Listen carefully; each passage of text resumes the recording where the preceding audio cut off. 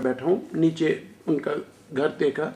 अब मैं Shri oven okay साहब के धर्मपत्नी जी के पास मैं इंटरव्यू ले रहा हूँ, और ये जो साहित्य है जो उन्होंने लिखा जीवन में, उसको उन्होंने एक कभी क्रमबद्धता के साथ डिस्प्ले किया है, जिसके विषय में वो पी.एन. ओक साहब की वाइफ हमको बताएंगी कि क्या कैसे उन्होंने वो लिखा, क्या स्ट्रगल था और किस किस तरह की चीज़ उनकी सामाजिक उसमें रही। हाँ, आप की पी.एन. ओक साहब का जन्म कब हुआ?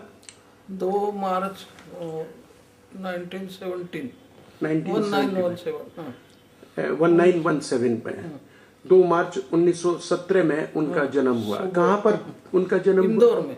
इंदौर में उनका जन्म हुआ। आपका जन्म तिथि क्या है? मेरा जन्म 2 जून 1926। 2 जून 1926 है। उधर से बड़ौदा में। बड़ौदा, अब बड़ोदरा से। अच्छा, जो आज बड़ोदरा है। अच्छा, दूसरा आपका भी ओक थे आप लोग भी, कि और कोई वो थे ब्राह्मण्स में? कौन सा आपका सरनेम लिखती थी जब आपका? गोखले, ब्राह्मण। गोखले थे आप? गोखले। और क्या पूरा नाम लिखती थी मैरिज से पहले? सिंधु भालचंद्र गोखले। सिंधु भालचंद्र गोखले। आपका नाम था? मेरा मिडिल नेम। अच्छा, आपका नाम था। उसके बाद जब शादी हुई फिर उसके बाद साधना पुरुषोत्तम ओक। तो उनके नाम के हिसाब से आपका वो भी बदल जाता है कि जो नाम जो वो पति दे, तो उसकी वजह से। अच्छा, तो आपकी शादी कब हुई? हमारी शादी 29 अप्रैल 1947। अच्छा, इंडिपेंडेंस के पहले थोड़ा सा 3-4 इंडिपेंडेंस के टाइम हम दिल्ली में थे। आप दिल्ली में थे? दिल्ली में कहाँ रहते थे?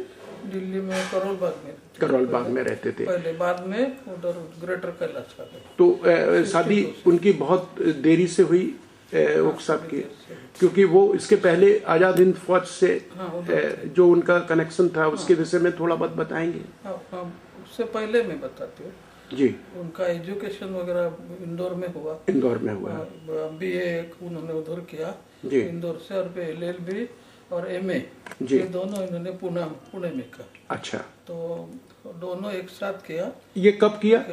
40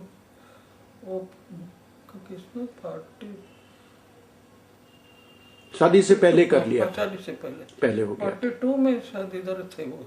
अच्छा, हाँ, पुणे में फेलोशिप करते थे। इंग्लिश लिटरेचर में उन्होंने MA किया था। हाँ। अच्छा, आपकी एजुकेशन बैकग्राउंड क्या है? मेरी एजुकेशन बैकग्राउंड है, मैंने BA ऑनर्स और B.Ed किया। BA ऑनर्स किस सब्जेक्ट में? मराठी और संस्कृत में। अच्छा, आपने किया। और उसके बाद फिर अच्छा, आपके पिताजी क्या करते थे? मेरे पिताजी टीचर थे बड़ौदा में। और माँ हाउसवाइफ थी। और उसने बाद में इसका कोर्स किया नर्सिंग का। अच्छा, बाद में कोर्स किया। अच्छा, फिर जब आपकी शादी हुई 47 शादी होने के बाद उन्होंने नर्सिंग का कोर्स किया। अच्छा, और तो आप जरा वो बता रही थी कि आजाद हिंद फौज के साथ जो उनका वो रहा, उससे पहले का मैं बताइए जी। वो इंदौर में जब थे उनके माताजी पिताजी उनके साथ संस्कृत में और इंग्लिश में बात करते थे। अच्छा, चारों भाषा सीखने को जी उन्होंने ये उनकी पिताजी का ये था कि जैसे किसी को अपन जो कोई दिल्ली में कोई होता है उसके साथ हम जो एकदम से पंजाबी या हिंदी में बोलने लगते हैं, और जैसे कोई इंग्लिश मैन होगा तो इंग्लिश में बोलने लगते हैं। उसी प्रकार से अगर हर एक आदमी एक लैंग्वेज को बोलने सीखे बच्चों के साथ, तो उसके साथ वो वैसे रिएक्ट करेगा।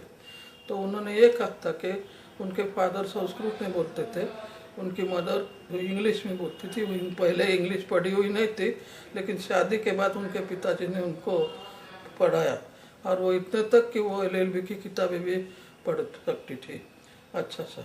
तो वो इंग्लिश में बात करती थी, और इंदौर में लोकल लैंग्वेज हिंदी थी, और बाकी रिलेटिव्स जो थे वो मराठी में बात। इसी प्रकार से उनको चारों भाषा अवगत हो गई छोटेपन से, बोलने में ये करने। और उसी का उपयोग उनको बहुत हुआ बाद में। और इधर उस वक्त ये पूना में, अब मेरे को याद नहीं है कि कौन से साल में, लेकिन उन्होंने एग्जीबिशन किया था, पूना में एग्जीबिशन हुआ था।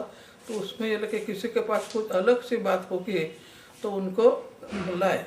तो ये अपने तीनों बच्चों को लेके, उनके बड़े भाई थे ओक साहब के बड़े भाई, वो बड़े थे, ये सेकंड नंबर और थर्ड नंबर, उनसे छोटे मतलब तीन भाई थे ये। तो ये तीनों भाई का लेके उन्होंने ऐसा बोर्ड लगाया था कि जो कोई जिस भाषा में बोले उनके साथ वो भाषा में बोलिए, 4 भाषा में से किसी भाषा में बोलो। तो उनके भाई जो थे उस वक्त 2.5 साल के थे। अच्छा, 2.5 साल, छोटे भाई। हाँ, छोटे भाई।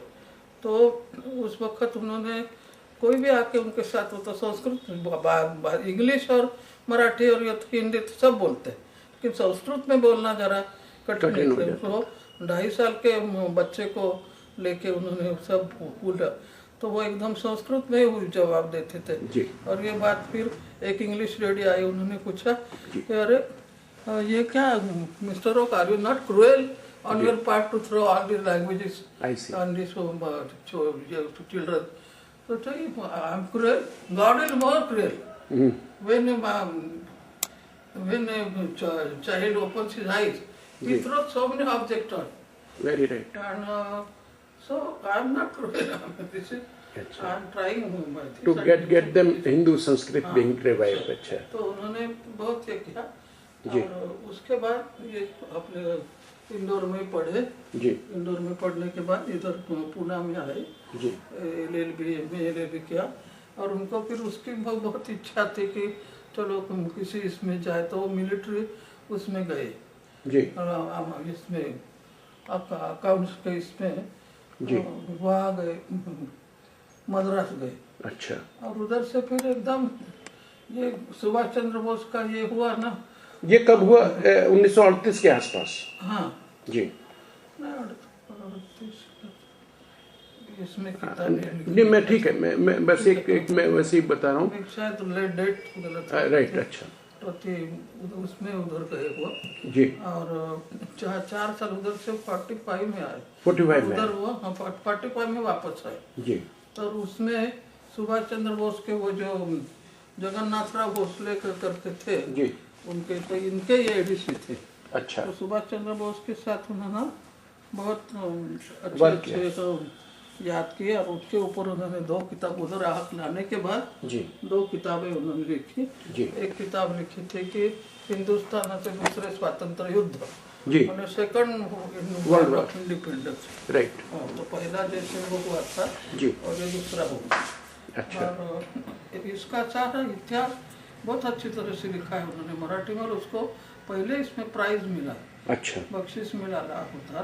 तो नची केळकर करके एक ये थे मराठी के लिटरेचर, तो इनके माँ बाप के इसमें यशोदा चिंतामणि प्राइज उनको मिला जी। और उसकी फिर ये भी हुआ, अभी हिंदी में भी मेरी लड़की ने उसका भाषांतर किया, रूपांतरण किया, स्वतंत्र समर जी। तो उसमें उन्होंने सारा इतिहास इतना अच्छी तरह से लिखा है कि इधर नासी फड़के करके एक बहुत ये थे मशहूर मराठी ये ऑथर, बहुत पुस्तकें उन्होंने लिखा है उन्होंने। तो मतलब इतिहास में नहीं, उन्होंने ऐसी नॉवेल्स वगैरह, शॉर्ट स्टोरीज, ऐसी किताबें बहुत लिखी। तो उनको यह सुभाष चंद्र बोस के उसके ऊपर लिखना था, लेकिन वो कहने की भाई मैं उधर गया नहीं तो मेरे को कैसे लिख सका वो अच्छी तरह से।